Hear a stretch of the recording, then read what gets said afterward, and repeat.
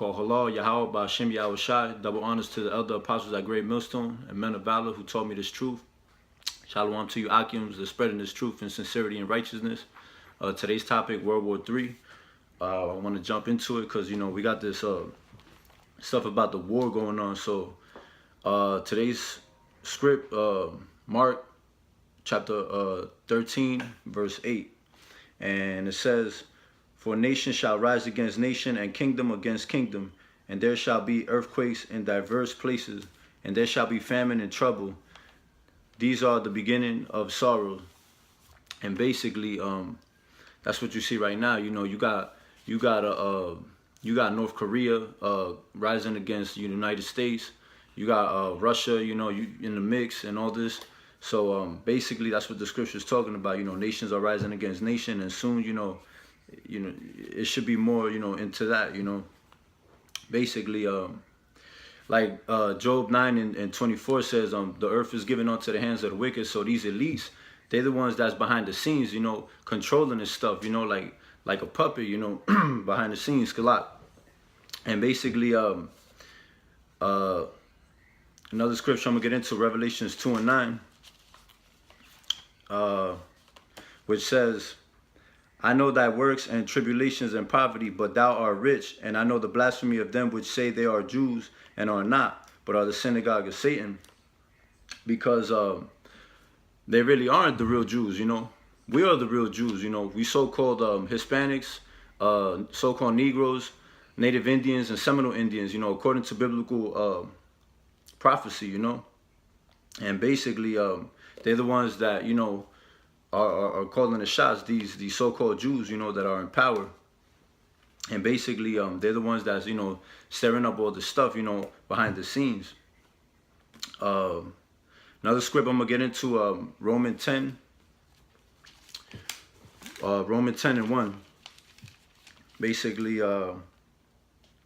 says, "Brethren, my heart's desire and prayer to God for Israel is that they might be saved. For I bear them record that they have a seal of God, but not according to knowledge. For they, being ignorant of God's righteousness and going about to establish their own righteousness, have not submitted themselves unto the righteousness of God." So basically, we haven't submitted ourselves, you know, because we still doing what we doing. We haven't gone back to the law, statutes, and commandments, you know. And we do got that seal of God, you know, because basically, it says it right there, you know.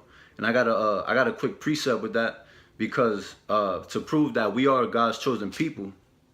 And that precept, 2nd Esdras 8 and 1. Let me get that real quick. And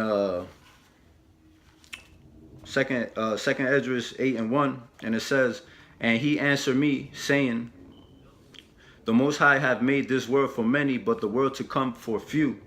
So basically, it's telling you right there that not everybody is gonna make it, you know. So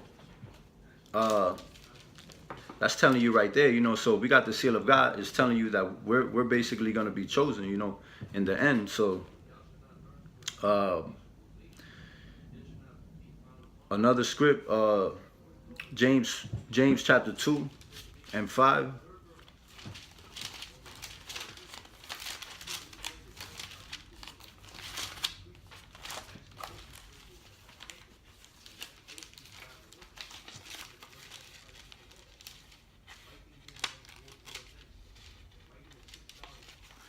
It says, "Hearken, my beloved brother, have not God chosen the poor of this world, rich in faith, and hers of the kingdom?" When you look into the word hers, it means to inherit, you know. So basically, inheritors of the kingdom, which he hath promised to them that love him. But ye have despised the poor. Do not rich men oppress you and draw you before the judgment seats? Do not they blaspheme that worthy name by the which ye are called? If ye fulfill the royal law according to the scriptures, thou shalt love thy neighbor as thyself, ye do well. And basically, it's true, you know, because they do blaspheme the name that they call us, because we're not so-called Hispanics, we're not so-called blacks, we're not Colombian, we're not whatever name that we have, so-called nationality. We're not that. We're the true Hebrew Israelites according to the scriptures. But they blaspheme that name because that's what they call us. That's the names that they gave us. And basically what they're saying, what the scriptures are saying right there is true. If you follow the law, statutes, and commandments, you'll be all right. Ultimately through the power of Yahweh Hashem Yahushai. So get into this other scripture, Mark 4, chapter 4, verse 23.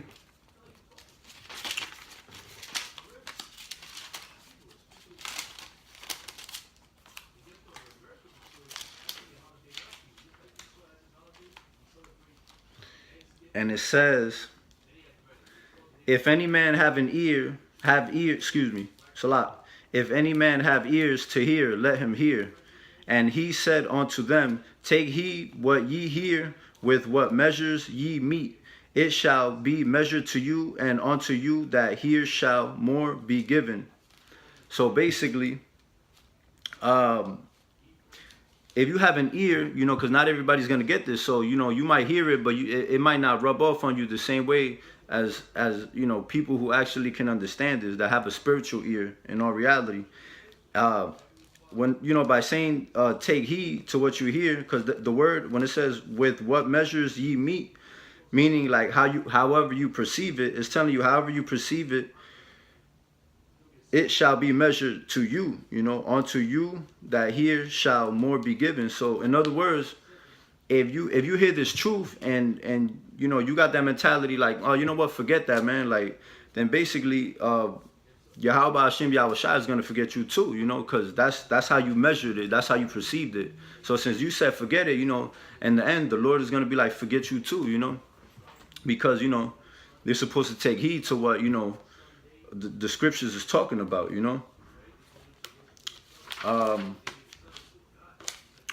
Get into this other scripture, because ultimately not everyone's gonna get it, and this isn't for everybody. So I'm gonna get John 6:65, and it says,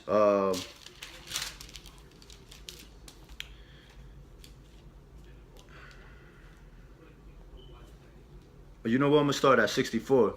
But there are some of you that believe not. For Yahushua knew from the beginning who they were that believed not, and who should betray him. And he said, therefore said I unto you, that no man can come unto me except it were given unto him of my Father. So that's like a precept to the previous scripture. This isn't Salat. This isn't something that you're just gonna get, or that you're just gonna be able to read it and understand it yourself. It has to be given unto you, from the Father, and so like I said, not something that you could figure out. I'm gonna get another script, Isaiah 33:6.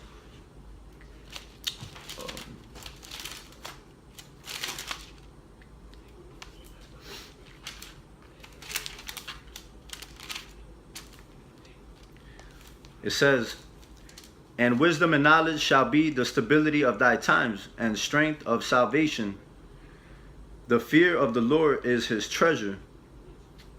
Because, we're supposed to really, study these scriptures, and try to actually gain that wisdom and knowledge, because that's going to be the stability of thy time, when all this stuff starts to, pop off, You're already hearing about this WW3, and basically, a lot of our people, they're not taking heed to it. So basically you just gotta fear the Lord and come back into your law, statutes, and commandments, and try to get this wisdom, knowledge. So like that, it'll be the stability when this time actually starts, which is starting already, but when it kicks in, when the stuff gets more real than what it is already, Got another scripture. Ezra's 16 and 21, 21 and 23.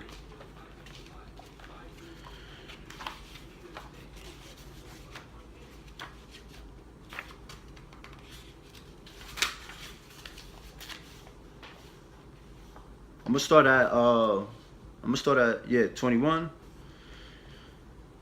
Behold, victuals shall be so good cheap upon earth, that they shall think themselves to be in good case.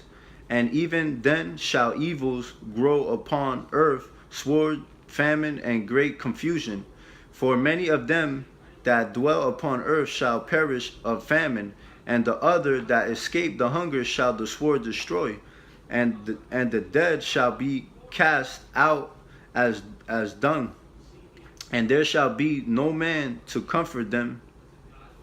For the earth shall be wasted, and the cities shall be cast down. You know, so basically, you know, when you're talking about this nuclear talk, you know, that's the type of stuff that could happen, you know. And with the wars and stuff, you know, economy collapsing, you know, you got this famine, and you know, with this nuclear technology, you know, cities could get wiped out, basically, you know, cast down, like the scriptures say. And what it says in they shall think themselves to be in good case. You know, when this stuff happens, and we're actually, you know, in these days, we're gonna think back like, damn, you know, like I wish I was just, you know, when we was just chilling and we was, you know, and we was good, you know. You're gonna wish that you was back in that moment, you know, because it's gonna be so bad that, you know, you're just gonna be like, damn, I wish I could just go back, you know, when it was good, and I could actually, you know, you know, try to get this knowledge, you know. And I'm gonna close it off with Isaiah 55 and 6 to ponder on, you know, onto this. I mean, off of this, Salat.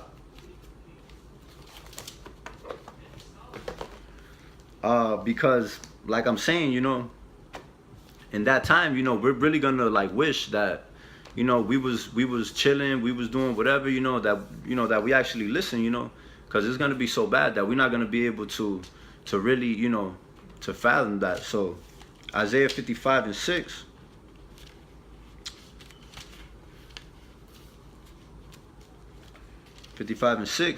Seek ye the Lord while he may be found. Call ye upon him while he is near. Because, you know, we're living in those times where if you you know, if you don't take heed to what's going on and actually look for the Lord, you know, it's really gonna be, you know, late, you know, when this stuff actually starts to happen, because there's not gonna be no time to actually to look for us, you know, because you know, we might not be around, you know. They might shut the internet down, which is, you know, what they're working towards, you know. So in all reality, you know, you gotta seek the Lord while he may be found, because, you know, when all this stuff starts to happen, it's not gonna be none of that, you know. It ain't gonna be, you know, anybody that you could talk to, unless you know somebody that actually, you know, is well grounded with the scriptures, you know. So with that saying, I want to say, Call Allah Yahweh Ba'Shem Yahushai. I hope that was edifying, you know, for any possible fruit out there. And just want to say Shalom to all the Akim, you know, and just keep pushing, man, you know. Shalom.